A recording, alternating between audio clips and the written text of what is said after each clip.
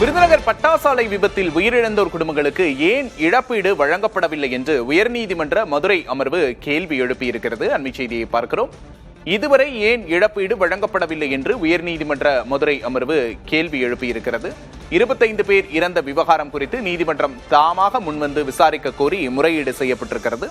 சற்று முன்னதாகத்தான் பார்த்தோம், 20 லட்சம் ரூபாய் இழப்பீடு வேண்டும் என்பது உயிரிழந்தோர் தரப்பு கோரிக்கையாக உள்ளது. 75% காயமடைந்தவர்களுக்கு 15 லட்சம் ரூபாய் வழங்க வேண்டும் என்பது அவர்களது கோரிக்கையாக இருக்கிறது. இந்த நிலையில் இதனை கேள்வியாக முன்வைத்திருக்கிறது நீதிமன்றம். இந்த விபத்து தொடர்பாக ஏன் இழப்பீடு வழங்கப்படவில்லை என்று உயர்நீதிமன்ற மதுரை அமர்வு கேள்வி எழுப்பியிருக்கிறது. தேர்தல் நடத்தை விதிகள் அமலில் இருப்பதால் முதன்மை செயலாளர் உள்ளிட்ட அதிகாரிகள் மாற்றப்பட்டிருப்பதாக அரசு தரப்பில் தெரிவிக்கப்பட்டிருக்கிறது.